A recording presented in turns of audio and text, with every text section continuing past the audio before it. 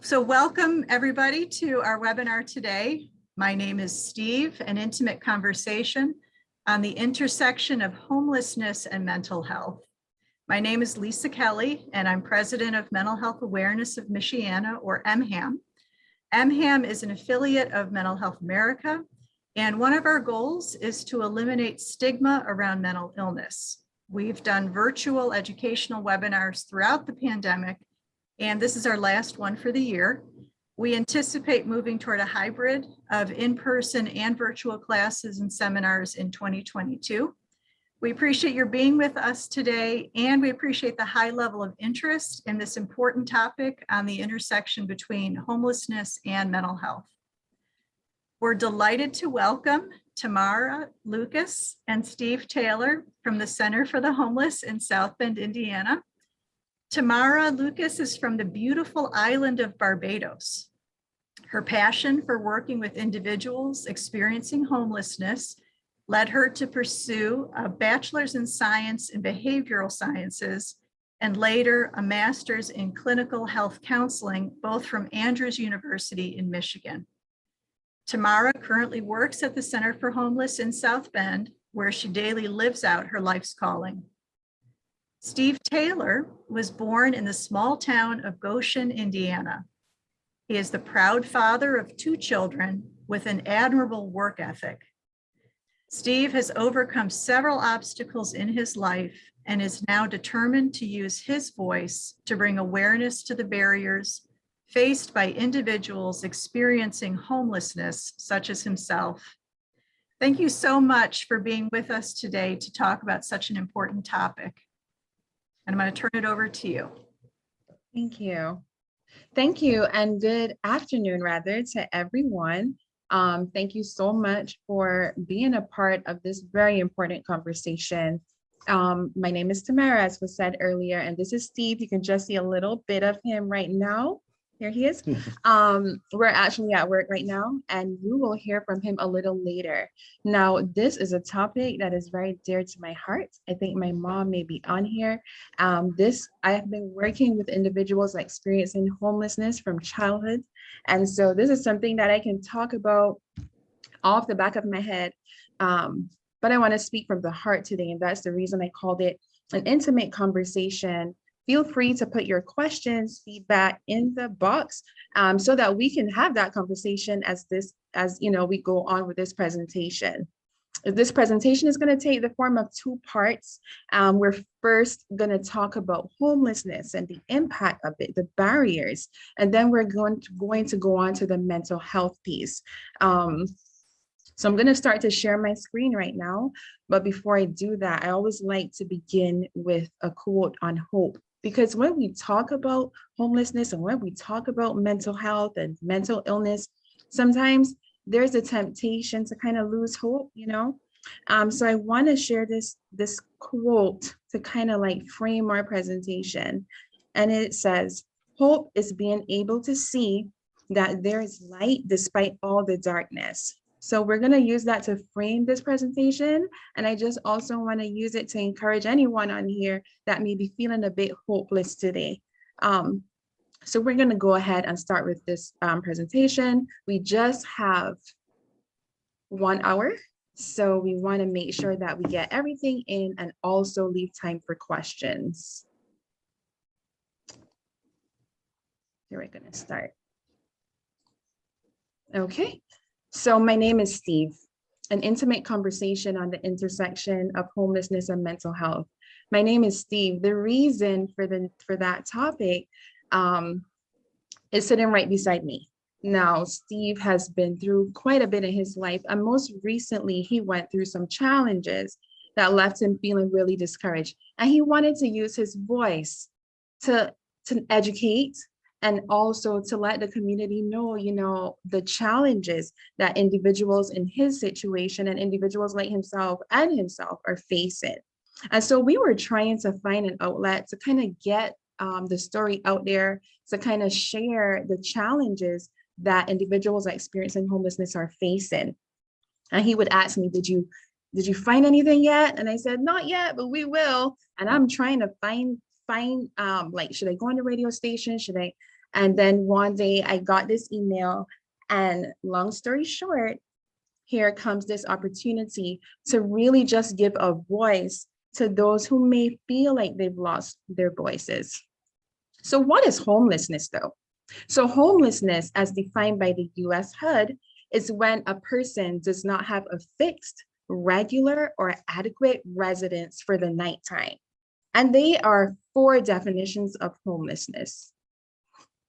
The first one is chronic homelessness, and this one is quite popular. And this is basically continuous homelessness that lasts a year or more.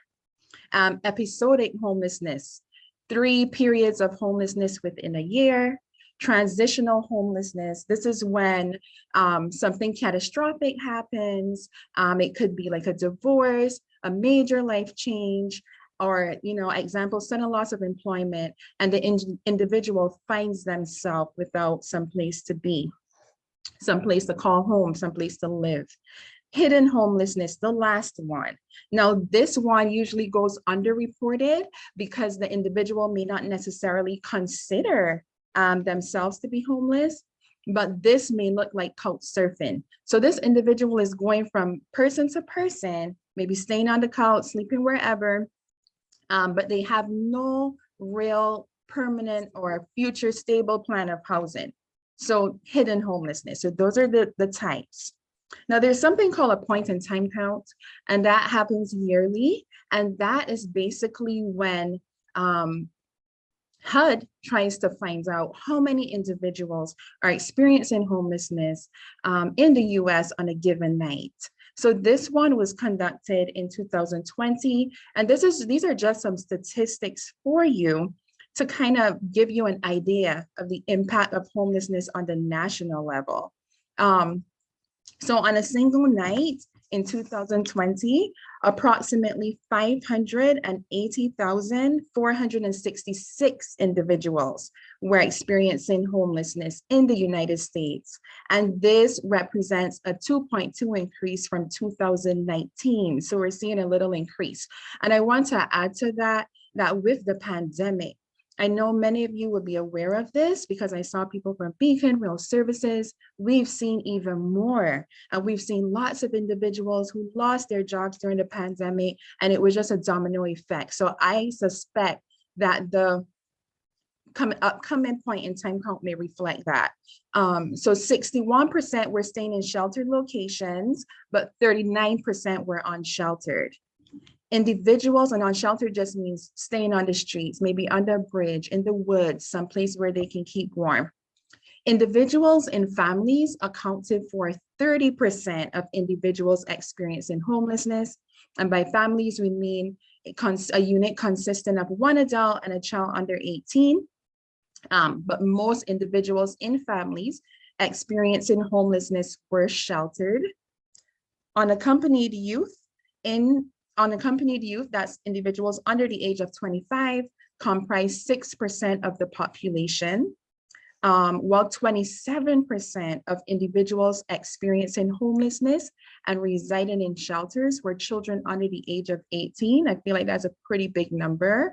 87.8% of unsheltered individuals were 24 or older. And the last one, over 60% of individuals experiencing homelessness in 2020 were males. And as I read that, I was like, I wonder, why that is, but males are more vulnerable to homelessness than their female counterparts. So what are some of the factors contributing to homelessness? Even when I was in Barbados, people have their own ideas of why somebody's homeless. You may pass someone on the corner or on the side of the street, and sometimes individuals, we're human beings, we come up with our own perspectives of why that person is there. But here are some of the factors that research has proven contribute to homelessness. Divorce, that's one. Sometimes when you have, say, one person being the main breadwinner and the other partner never really works, more like, staying home, taking care of the kids, if that relationship goes sour, then that individual may find themselves without somewhere to be. They may not have the skills to really take care of themselves because they were used to being taken care of. So divorce is one. Domestic violence, when you have to flee your home because you're scared that this person may hurt you, may take your life or the life of your kids. So DV is another. Substance abuse, illness. There's sometimes individuals may have to go to the hospital. And when with that prolonged absence from work, it could lead to our next one, loss of employment. And with that loss of employment, well, then you could imagine it's like a domino effect. Lack of affordable housing. I need to pause here a little bit because this is a big one here in South Bend, where many of you could attest to the housing crisis and just trying to help individuals to find housing. And that was one of the challenges that Steve experienced that motivated him to want to use his voice. Sometimes when certain places hear that this individual lives at the Center for the Homeless, or this individual has a Section 8 voucher, then that housing opportunity is kind of, it's kind of like, oh, we don't take that, or, there's that stereotype. So lack of affordable housing, and calling around, trying to help our clients find housing, it was such a challenge. And sometimes when I hear the rent of some of the places here in South Bend, it's no way that some individuals would be able to afford that. Mental illness is another one.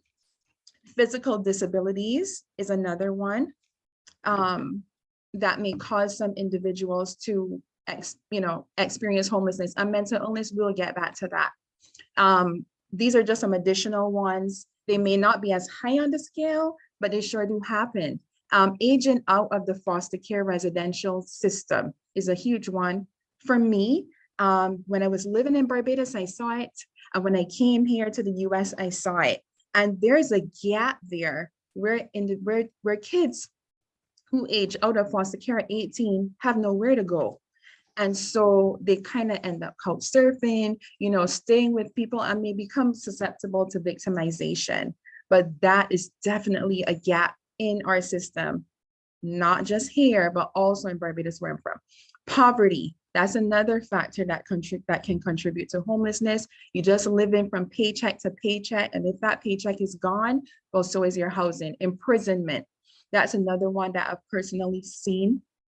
Individuals come out of the prison system and they may lose contact, especially if you're there for like 10 years or so. You lose contact with relatives, you lose contact with friends, life kind of goes on, right? And you're out and you have nowhere to go.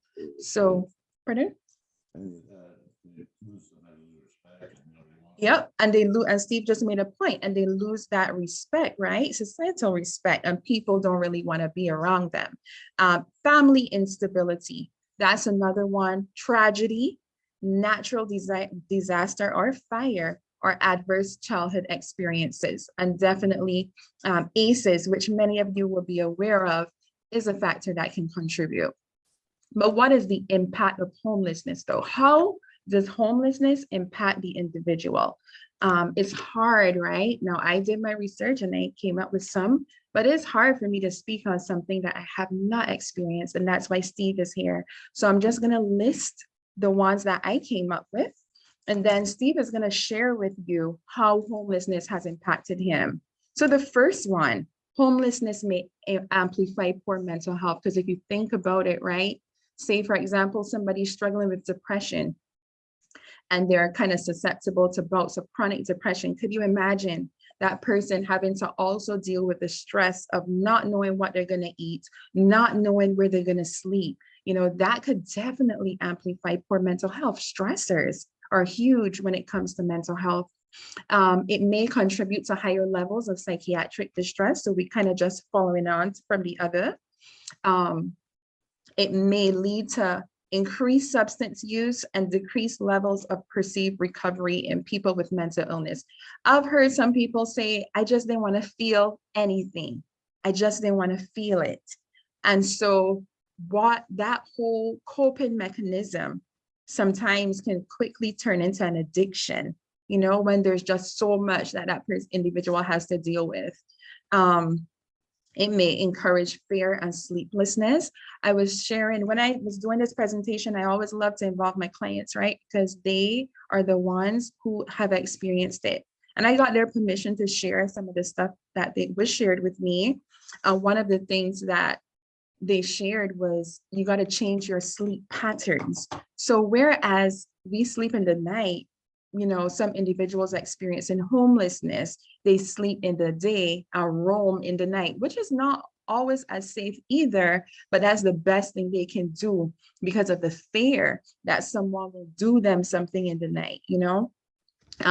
There are increased risk of victimization or violent victimization. You want to survive.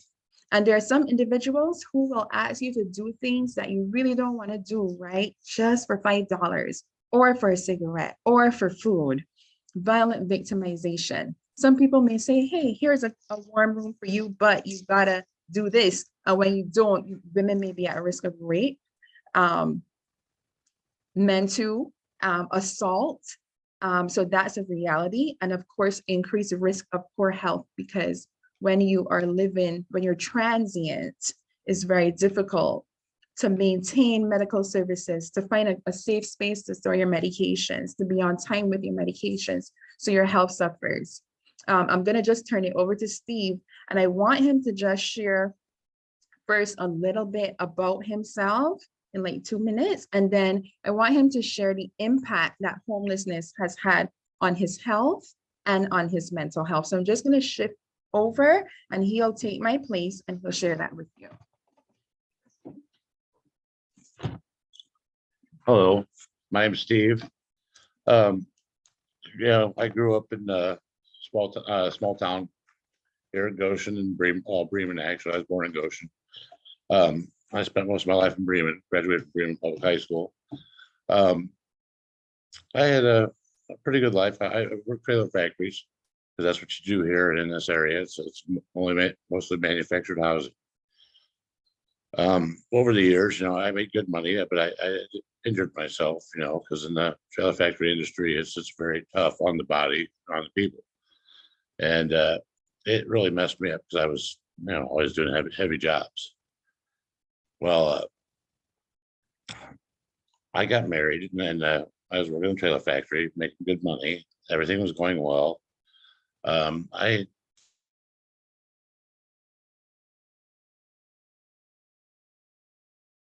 got in a place where expired. I got a ticket.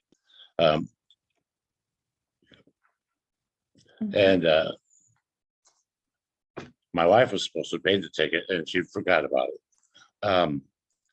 And they don't send you any kind of, information saying that, your license is suspended. You don't find that out until it's too late and something's happened. I was in a car accident, and I had to go to jail because of it, because my license, which I didn't know was suspended. So my insurance was no good. And it was my fault. The accident was my fault. Well, all the trials and tribulations, everything we've been through, it caused my wife to leave, and I was in jail when she left. And bank account was cleared. I came out to nothing. I basically lost everything. I tried getting back up on my feet, and I started to get there. And then I made some bad decisions. I tried to help my friends out that were in the situation, and it came back to bite me. I ended up losing my home there, and it just got worse from there. And the thing is when you don't have a stable home, you can't have a job because you don't know where you're going to shower, how you're going to bathe, how you're going to keep your clothes clean, what you're going to, to be able to work. And I'd messed myself up, my body up so bad at that time that, I was produced to work in work at fast foods. And it's kind of a slap in the face, but I did it because I knew I had to. And then, I had a roommate, a guy I moved in with, him and his girlfriend, and I was paying my rent. They weren't paying the rent. So we were put out, and I didn't know it till actually when we were supposed to be out. He knew about it. I had no idea because I'd been paying my rent to him, and he hadn't been turning it over. So I was back on the streets again. And from there, it's just so hard to claw and dig your way out, especially once you've gotten older. When I was young, it would have been easy. I would have made it because I was a go-getter. when you get older and your body's not working anymore, you can't make the kind of money you need to make to get up on your feet real quick. And it's so hard to even get a start, get your foot in the door to be able to do that. How So- would you say it impacted your mental health? Oh, it impacted my mental health greatly because I went to a surgeon, I went into depression. I mean, I knew I wasn't the worker I used to be, and I was always one of the best workers. I always advanced in about every factory I ever worked in. I've held shop supervisor jobs. I've held foreman's positions. I've held group leader. And I couldn't do that anymore, and it really wore on me. And I knew it was going to be hard for me to try to make some money working part-time in fast foods. To try to get back on my feet again, it would have been impossible by myself. So I ended up here in the shelter, and it's been a godsend. It's I think I'd be dead right now if I had come to the shelter and been able to get to the shelter, because I was living in a shed sometimes in the winter, with just some blankets, and I didn't have any family around anymore. My mom passed away at an early age. My dad passed away. My brother just remarried. I didn't want to, interrupt his life. He just got married. So I did what I could do, but it cost me my job. And then trying to struggle to get out of that hole again it's near impossible without help. Mhm. And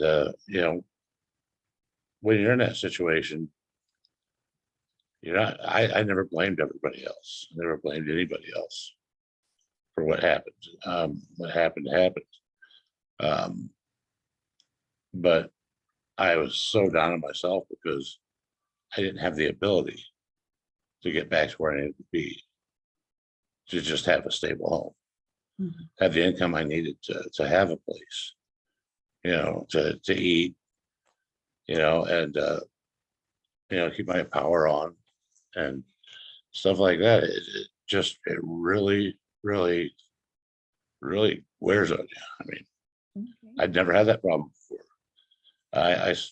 When I was married before divorce, I raised funds for my stepdaughter. She decided she wanted to go to Haiti as a missionary. We raised money for her to go 3 years straight.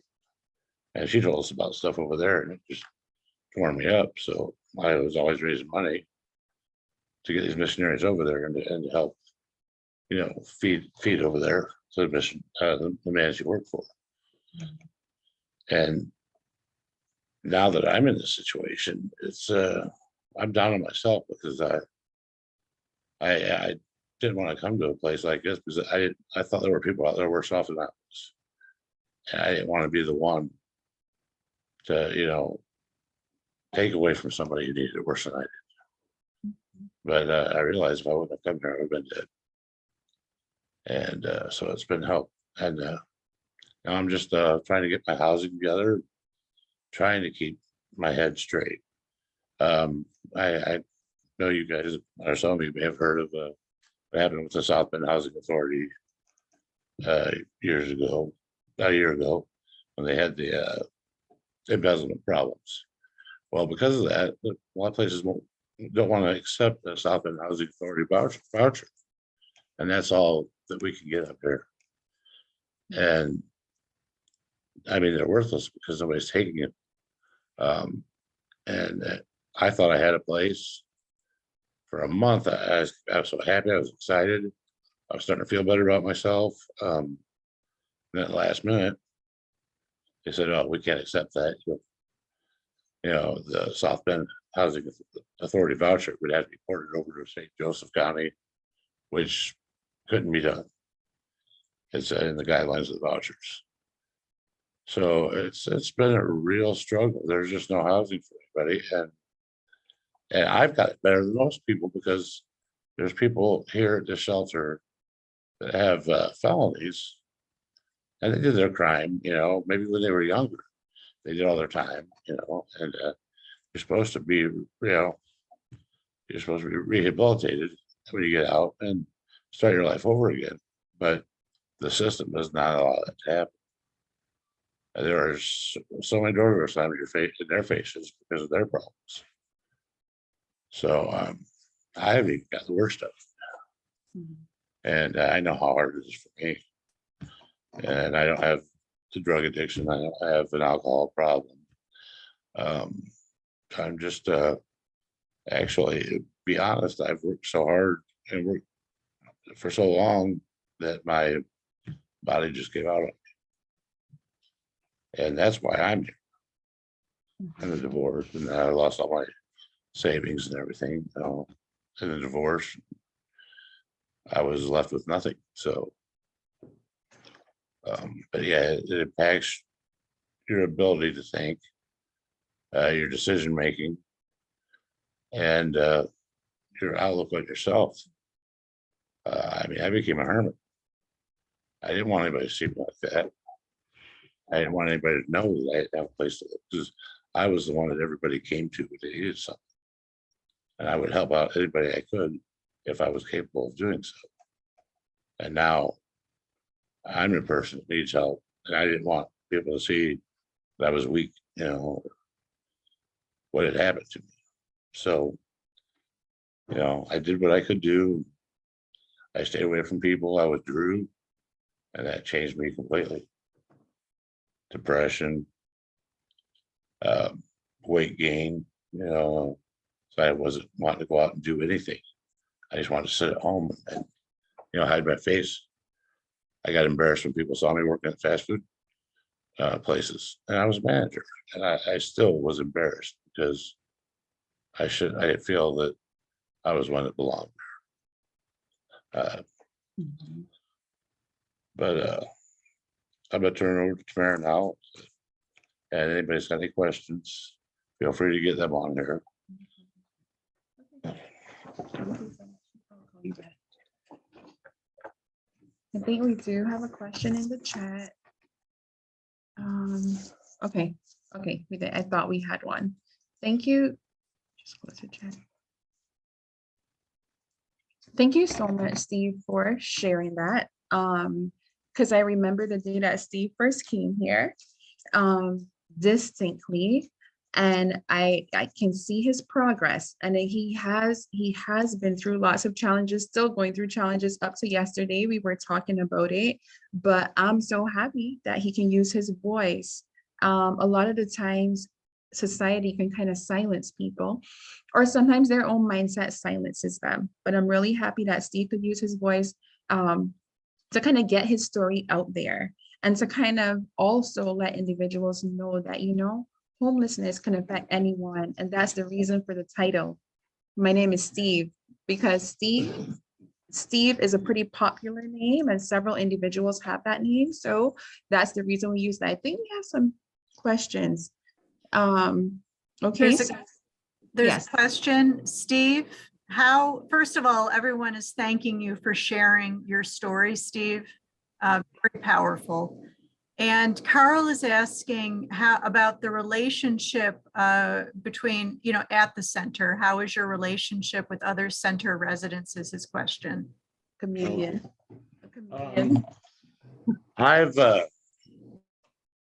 I'm always laughing, joking, and then smiling, and then picking on people, and I try to keep spirits up. But sometimes that's hard to do. Especially this time of year. You get all these, you get everybody in. Everybody's wanting out of the weather, which I understand totally, and it gets monotonous sometimes. And there's times I have to take a break, and I have to go spend a couple days in my room to myself, just to keep my sanity. And but yeah. I appreciate everything I get here. And I mean, I don't have any reason to complain about anything, because, this place has been a godsend. Okay. And all I want to do is get out of here, get on my feet, and make room for somebody else who needs help. Thank you. There's another question that Cynthia has. Is the state doing anything to encourage owners to rent to persons, I'm assuming with homelessness, with Section 8 vouchers? So is this doing anything? Okay, so we can, I'll definitely circle right back around to that because I actually have that in the solutions. So thank you for that question. I have that, when I say solutions, I have that towards the end of the presentation where what can we do to get involved and to make a difference. So we will answer that. So I have and I saw the other question here from Carrie, and I don't know if I'm pronouncing your name incorrectly, but we'll definitely circle right back around to that question as well. So I have your questions here for sure. Okay, so so this is a fact. Individuals with a mental health disorder are more likely to experience homelessness for extended periods and tend to have minimum contact with friends and family. And as you can imagine, an individual who's suffering with a mental health disorder may not have the resilience or may not have the support network, may not have as much coping techniques because of all the stresses on them to kind of like Steve was sharing, to kind of like pull themselves out, right? They need the support of the community. So as I said, when I was doing this presentation, I met with some of the guests here at the center, and I told them what I was doing and how we were really trying to give them a voice and trying to get the word out there. And I asked them to share some thoughts and feelings and experiences that they would have had that were associated with their experience of homelessness. And these are just a few of them that I put here for the purpose of this presentation today. Horrible, worried, worthless, hopeless, distrust of others. And one person said to me, even distrusting individuals that were in the same predicament as themselves, distrust of individuals who provide services, suicidal thoughts. That's one that we see quite often. Steve touched on a lot of these: sad, depressed, demotivated, ashamed, judged, and not just judged by the individual who shared this one. They shared that they didn't only feel judged by people walking the streets, they felt judged by individuals who were also in a homeless situation. They felt judged by just society in general. Fight for survival. Just, one person who shared this one for me, they shared that Goodwill had these boxes and they were kind of like, I think the temperature in it would not go below 65 degrees. So that's where individuals would find a safe and warm space to sleep in the night. It hurts. Another person said to me, anxiety. And one individual shared, this is the reason why I shake so much, because I'm just so anxious all the time. Because of that, embarrassed. So those are just some of the real thoughts and feelings. This was no research from a book or the internet that individual shared with me. I withdrew, became a recluse. And Steve just shared that he withdrew and became a recluse. So some people isolate, an embarrassment. But did you know we already had this one that males are at higher risk of experiencing homelessness than their female counterparts? Now, here's some of the barriers, because I know we're winding down. We just have 20 more minutes. So we're going to try to get this finished just so you guys can ask the questions and Steve could answer the questions more so than me. So these are some of the barriers, identified barriers faced by individuals experiencing homelessness. Mental illness is one, chronic disease, cognitive impairment, physical disability, substance abuse, societal stigmas, poverty. And I said societal stigmas because when you are experiencing homelessness, that's a stigma. And when you add a mental health disorder or poor mental health on top of that, double stigma. And so that could be a barrier because there's some places that I call, and when I'm speaking on the behalf of my clients, I'm treated in a way that hurts me. And I'm just like, I'm just trying to do my job.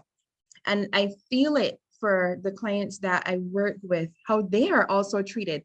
Many times they'll say, Tamara, you call, because they're going to talk to you different. And it shouldn't be like that, right? But that's a stigma.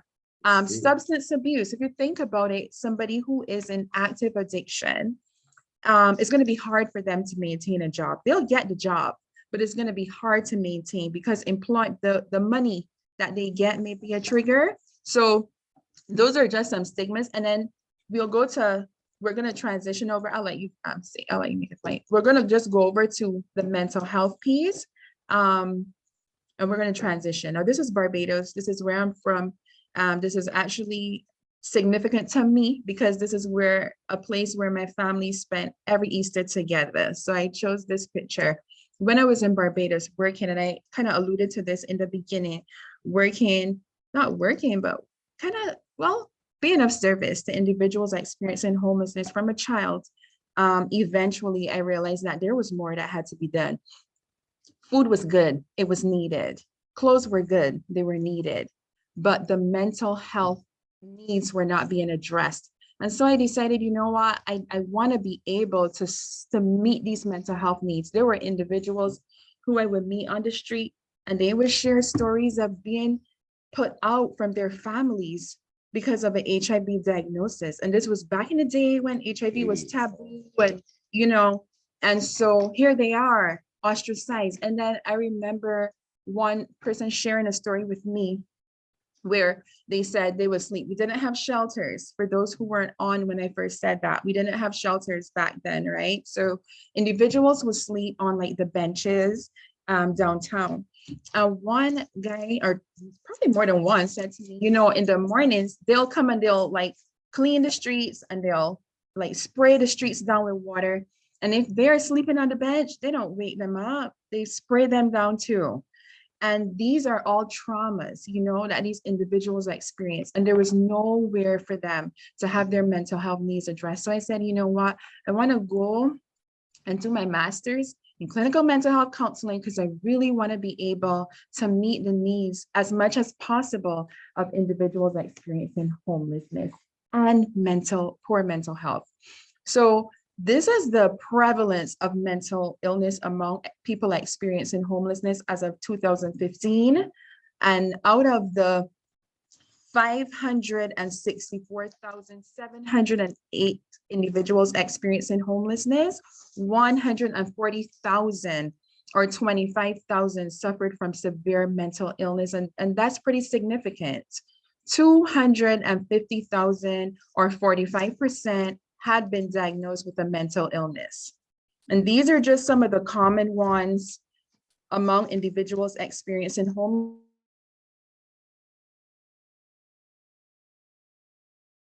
homelessness.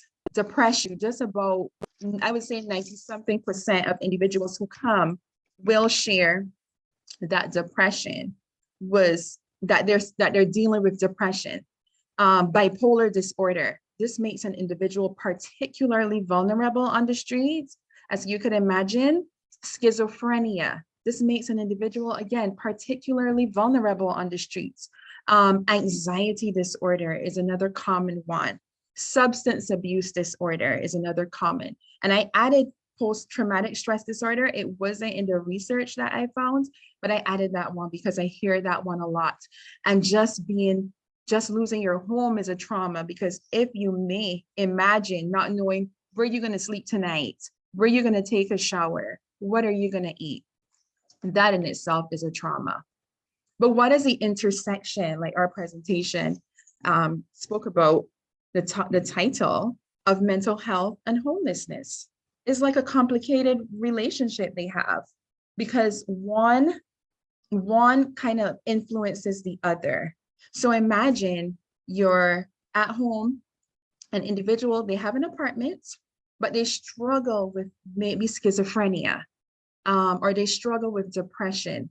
Imagine how that mental health disorder, if not treated or managed, or they don't have a support system, how it can cause them to lose their home. How it can, because an individual struggling with depression, we used this example earlier, may not be able to go into work, not because they're lazy, but because that pain inside is so much that some days they just can't. The depression, they just can't, they lose their jobs, they end up on the street. Well, on the street, guess what? That depression is going to get even worse. And there's so many individuals who said to me, I was ready to just end it. I wanted to jump into the river. I wanted to So it just gets worse. Schizophrenia, some individuals may leave their home because they in their minds, and they believe, and this is real to them, that somebody's after them, that something is going on, and the home isn't safe. So they leave and they're on the streets. But that paranoia that's characteristic of schizophrenia just gets worse, because now people may really be after you, and it just makes it worse. Studies have shown that individuals with mental illness often experience homelessness primarily as the result of poverty and lack of low-income housing. Mental illness plus homelessness may also lead to increased levels of alcohol and drug use and violent victimization, which again reinforces the connection between poor health and homelessness. Loss of community. And Steve gave me something to read, which I will read as well. Loss of community. Now, and many of you may have worked with individuals experiencing mental illness or with poor mental health. And sometimes the mental illness itself can cause them to have difficulty with forming and maintaining stable relationships. I know some individuals who may be okay with me today, and tomorrow is something completely different. Not everybody has the patience, not everybody has the understanding. So this can result in them pushing away family, friends, and caregivers, the very individuals who were helping them to keep their housing or who they were staying with.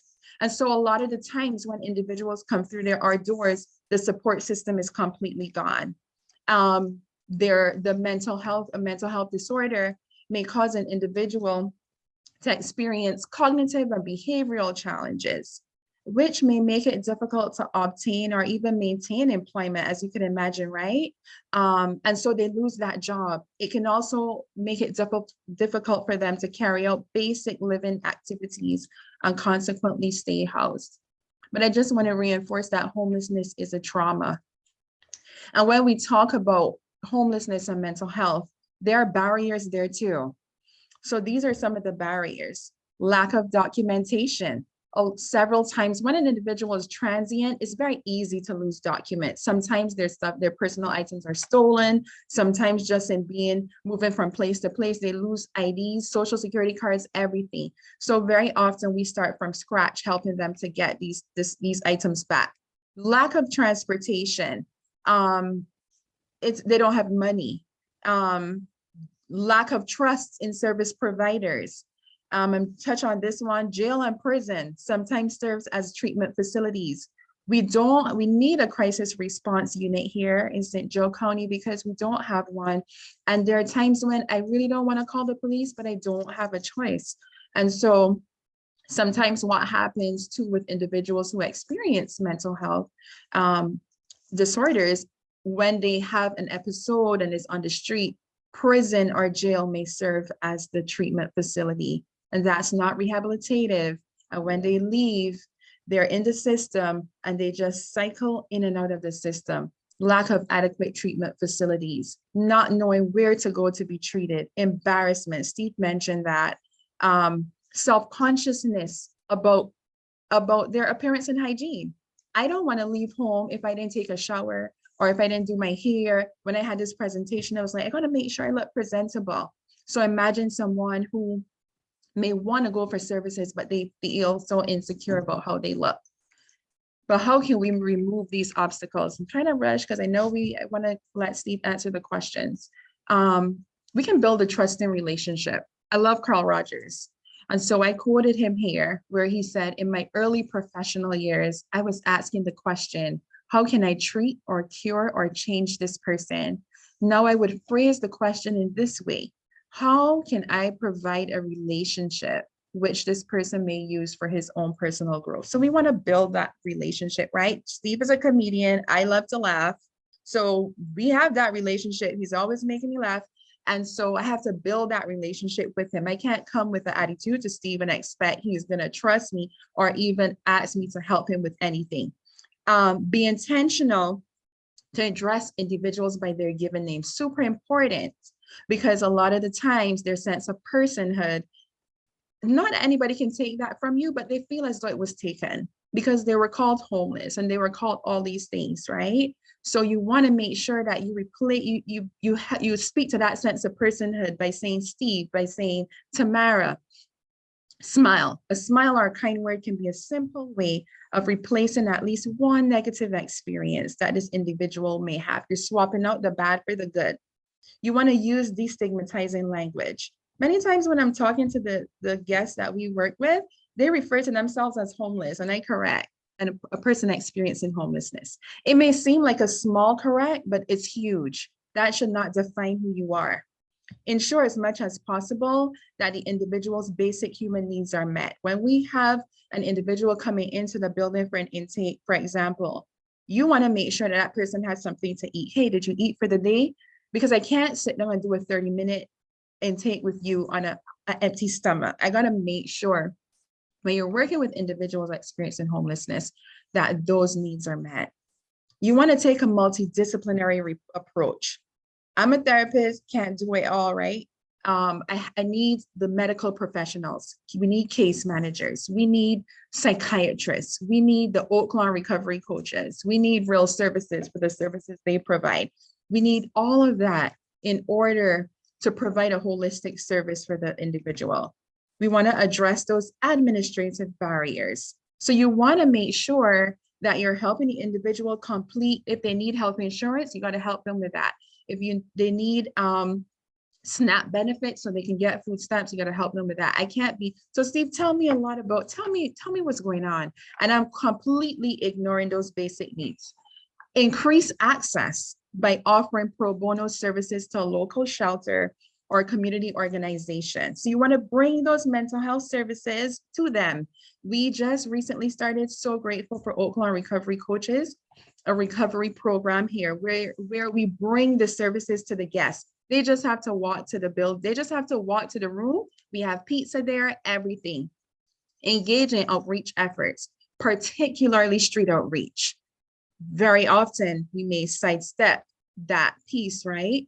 But research has found that such programs are very successful when workers establish a trusting relationship through continued contact with the people they're trying to help. So be consistent and use your voice. Lobby for local crisis response units or jail diversion programs.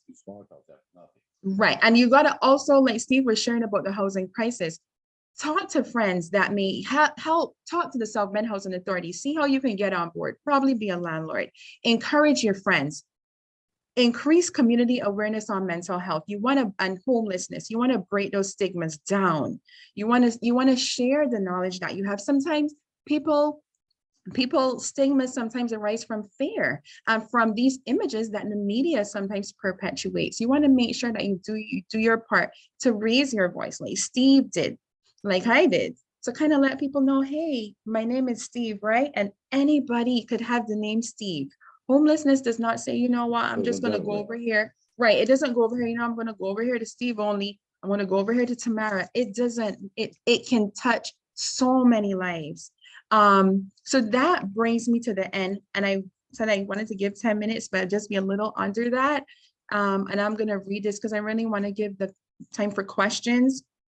Again, Carl Rogers, when the other person is hurting, confused, troubled, anxious, alienated, terrified, or when he or she is doubtful of self-worth, uncertain as to identity, then understanding is called for. The gentle and sensitive compassion offered by an empathetic person provides illumination and healing. In such situations, deep understanding is, I believe, the most precious gift one can give to another. And so I thank you guys for just being here and giving us a voice to kind of speak on this topic. This is really dear to my heart and I can talk about it forever. So I really want to end with saying, you know, homelessness doesn't discriminate. It does not, and it is hurtful, like one of my clients shared. And just being a listening ear, just giving somebody a voice, just having that empathetic understanding, like Carl Rogers said, is one of the most precious gifts you can give. And then all the other solutions some of them that I mentioned there, just doing one thing at a time can really make a difference. So I'm going to go to the questions because I promised we would. Oakland has a mobile crisis unit in St. Joe County. I didn't know. I thought they were still lobbying for that. Okay, that is good to know because I know with Faith in Indiana, we were lobbying for that. But thank you so much for sharing that. LaPorte County. Okay, in LaPorte and Steve, in LaPorte County, we keep a running list of felony-friendly employers and a separate list for those who hire. And just last night, That's fine, but the problem, ladies, is, the fact that, you can get a job being a felon. You can't get a house. You can't find a home. is a little challenging. It's very challenging to find a home if you're a felon. I don't have, like I said, I've got it easier than these guys do because there are people that did something 30 years ago and they do that crime and you do your time and you're rehabilitated and you've changed your ways. You pay for it for the rest of your life regardless. They Yes, say you're not supposed to, but you do. yes, And this is kind of like in my situation, it wasn't drugs, it wasn't alcoholism, it wasn't anything like that. But if I had to stay on the streets, I know by now I'd be doing something illegal because you shift into eventually you're going to shift into survival mode, and you're going to do whatever it takes to get the money to eat, or maybe get a hotel room for one day to get a shower, or whatever you need. You're going to sell drugs. It leads to criminal activity. And if there was less homelessness and more opportunity for the homeless, there'd be a lot less criminal activity on the streets. well, we do have the, we in the chat, because she is talking about the housing too. We do have, I did meet with the group where we are working towards, where we're trying to get together a list of landlords to help. Right now, it is a little challenging. I've had some experience trying to help with that. But I know that there are groups meeting to kind of work towards that, helping individuals who are experiencing homelessness, find housing. I know Cedar Glen is one place that does take the housing voucher. There are places that take them, but right now they're full, but we have encountered challenges, but I have to say that is something that it is being worked towards. Okay. Anybody has any other questions for Steve? There was a question.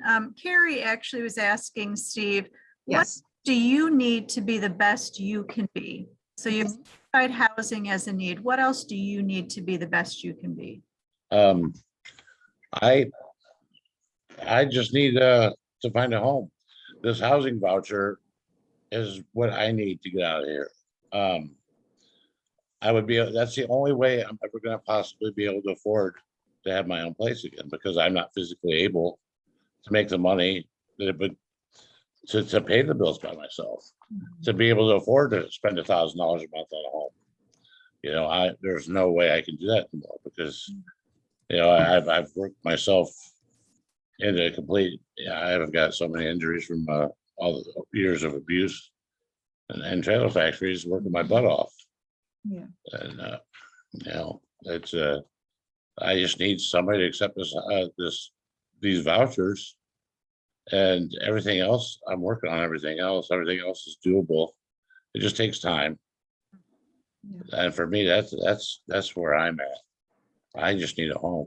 And I'm trying to do that. Like I said, it makes room for other people here, and then I can come back to the center myself and help out.